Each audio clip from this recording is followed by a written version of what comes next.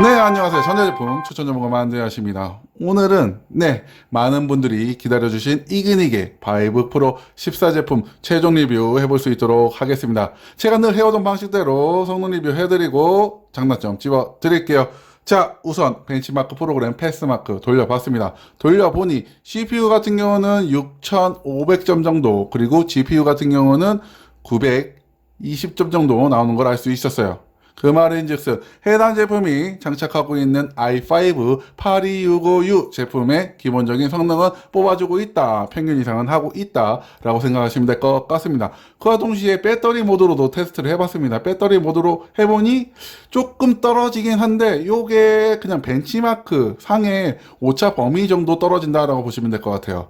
네, 제가 봤을 땐 그렇습니다. 그렇기 때문에 배터리 모드로 했다라고 해서 성능에 크나큰 변화는 없다라고 보시면 될 것 같습니다. 그래서 벤치마크 성능상 하드웨어의 기초는 해주고 있다라고 보시면 될 것 같아요.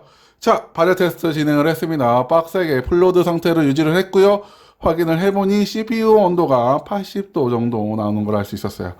6개월이 들어간 것 치고는 온도가 조금 높은 편이긴 합니다. 그런데 주의 깊게 봐야 되는 거는 해당 온도대에서 클럭이 2.1기가로 생각보다 잘 뽑아주고 있어요. 6개월 같은 경우는 온도가 높아지면 보통 1기가대, 1기가 초중반대로 떨어지는데 그래도 2기가 이상은 꾸준하게 유지를 해주는 걸 알 수 있었어요. 뜨겁긴 하지만 그래도 기가헤르츠는 유지를 해준다라고 보시면 될 것 같습니다. 다음으로 해당 풀로드 상태에서 표면 온도를 측정을 해봤습니다.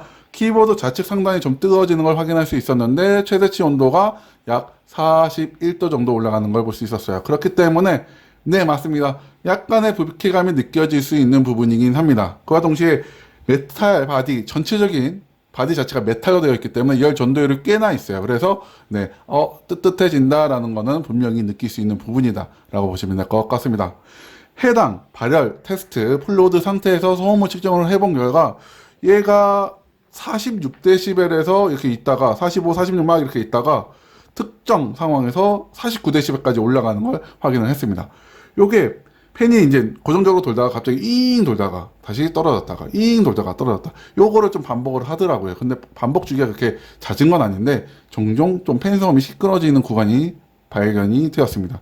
근데 요거를 제가 이제 이게 리포팅을 했더니 저뿐만 아니라 많은 사용자들이 해당 부분에 대해서 의견을 주셔가지고 요게 개선된 롬이 지금 개발 중이라고 하더라고요. 그래서 별도의 바이오스 업데이트를 하면은 해당 팬소음 부분은 좀 개선이 될 것 같다라고 보시면 될 것 같아요.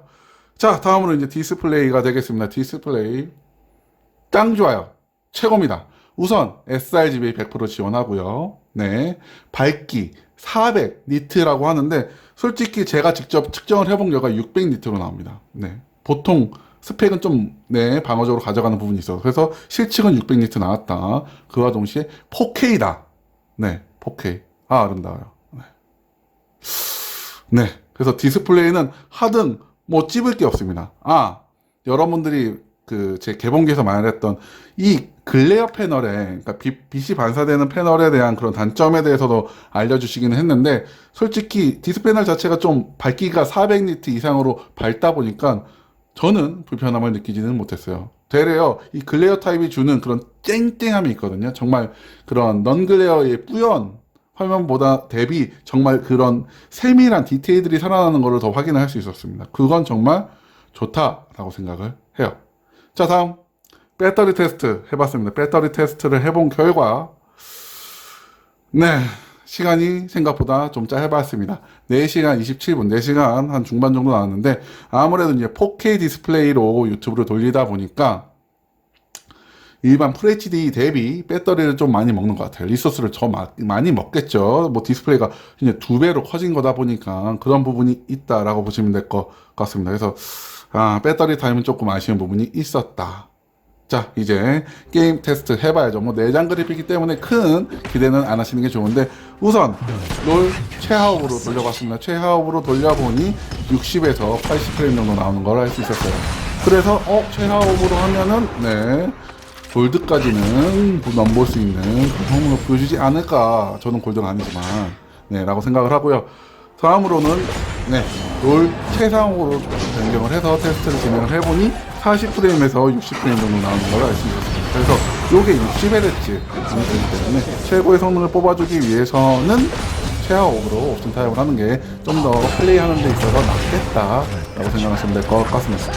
오버워치도 플레이를 해봤어요. 최하 오버로 플레이를 해본 결과 40에서 70프레임 정도 나오는 걸 알 수 있었습니다. 요것도 된다고 봐야 되는지 안 된다고 봐야 되는지 모르겠지만 저는 솔직히 FPS 게임에서는 이 순간의 판단이라든지 순간의 컨트롤이 중요하기 때문에 저는 좀 안 된다, 하지 마라, 그냥 죽을 거다, 아니면 힐러 하시라 라고 말씀을 드려야 될 것 같아요.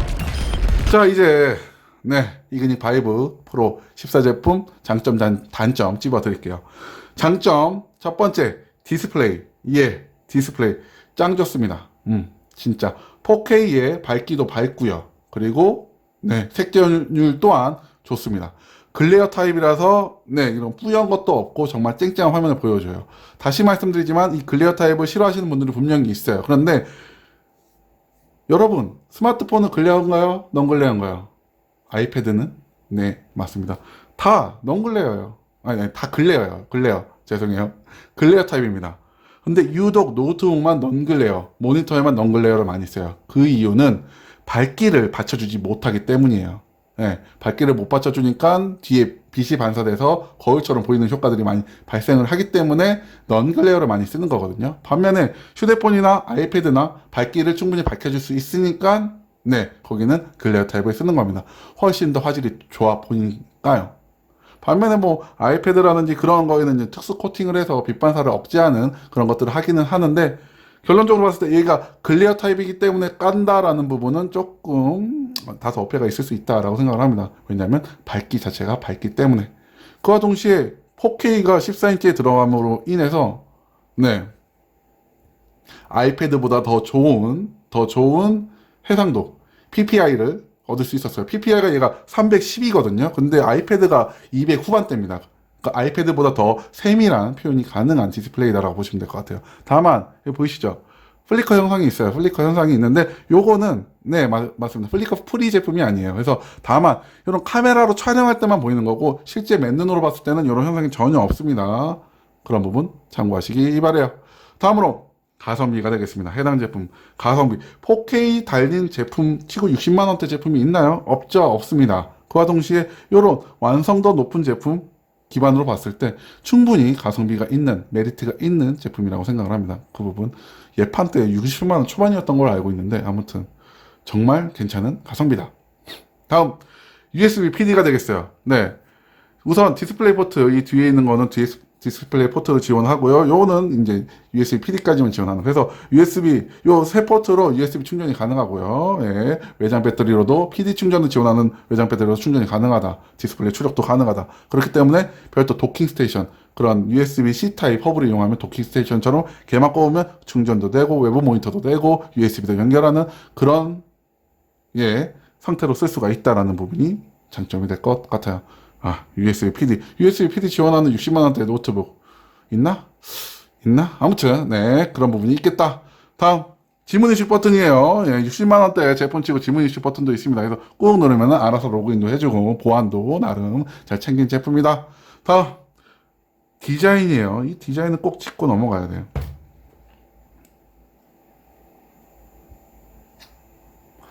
솔직히 디자인 측면에서는 하나 꿀릴 거 없습니다. 메탈 바디로 돼 있어서 단단하고요. 만져보면은 완성도가 있다는 게 확실히 느껴져요. 그 부분은 인정됩니다. 이렇게 한 손으로 열리는 그런 레이아웃이라든지 그런 부분은 충분히 좋다. 이쁘잖아. 그렇기 때문에 정말 이뻐요. 이쁜 건 맞아요. 그건 인정해야 돼. 그 부분이 있겠고, 마지막 장점은 은근히 이 키보드입니다. 이 키보드가 R이 상당히 커요. 상당히 크고 이 키감 자체가 반발력이 진짜 괜찮아요. 매력적이에요. 그런 뚜둥기고 싶어지는 키보드가 있거든요. 딱 그런 키보드 타감감을 보여줍니다. 다만 좀 이렇게 요거를 좀 하얀색 말고 까만색으로 했으면 잘 보였을 텐데 이게 메탈 3개, 하얀색이 있으니까 좀 식별이 안 되는 건 있어요. 하지만 요 타건감은 정말 괜찮았다. 그래서 마지막으로 키보드까지 장점으로 집어 드립니다. 다만 단점도 있겠죠. 단점. 첫 번째 단점. 배터리예요. 배터리가 4시간 중반밖에 안 가니까 솔직히 밖에서 장기적인 작업을 할 때는 솔직히 좀 꺼려지긴 합니다. 뭐 USB 피드를 이용해서 외장 배터리로도 충전이 가능하긴 하지만 뭔가 하나씩 더 들고 다녀야 되는 거잖아요. 그래서 그 부분에 대해서는 조금 다소 아쉬운 감이 있다. 뭐 해상도 조절을 하면 배터리 타임을 늘릴 수는 있긴 한데 아깝잖아. 4K 디스플레이인데. 자, 그게 있겠고, 두 번째 단점은 팬소음이 좀 심한 편이다. 일반 6개월이 들어간 제품 치고는 팬소음이 심합니다. 간헐적으로 거의 50dB에 가깝게 올라가는 경우도 있고요. 다만, 이 부분 같은 경우는 추가적으로 이그닉에서 추가 펌웨어, 추가 바이오스 업데이트를 통해서 좀 더 개선된 제품, 개선된 바이오스를 내놓는다고 하니까 이거는 좀 기다려보고 확인을 해보시는 것도 괜찮을 것 같아요. 제가 만약에 해당 바이오스를 받게 되면은 해당 부분에 대해서는 별도 또 영상을 만들어서 올려드릴 수 있도록 할게요. 그래서 최종적으로 어느 분께 추천을 드리느냐? 대학생 여러분. 솔직히 대학교에서 이 노트북, 그러니까 솔직히 되게 흔하잖아요. 대학교 가면은 그램 쓰냐, 삼성 쓰냐, 맥북 쓰냐, 그걸로 갈리는데 뭔가 차별화를 주고 싶다? 저는 그랬어요, 대학교 때. 그런 부분, 그러면서도 이쁜 그런 제품이 될 수 있겠고, 그와 동시에 대학교 그런 거 차치고 그냥 나는 카페에서 쓸 때 이쁘게 쓸 수 있는 그런 노트북을 원해요. 저렴한 가격에. 라고 하면 이 제품 진짜 괜찮은 선택이 될 수 있을 것 같아요. 솔직히 이런 풀 메탈 바디로 해서 이렇게 깔끔한 디자인으로 나온 저가형 노트북이 있던가요?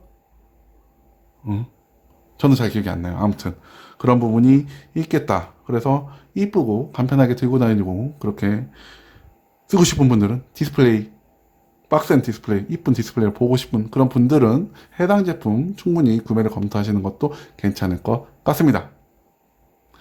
요렇게롬에서 이그닉 바이브 프로 14 제품 최종 리뷰 해봤고요. 오늘 영상도 여러분의 현명한 소비를 하는데 도움이 되었으면 좋을 것 같습니다. 좋아요, 구독, 사랑이고요. 그럼 남은 하루 행복하시고 세상 만드셨습니다. 그럼 뿅!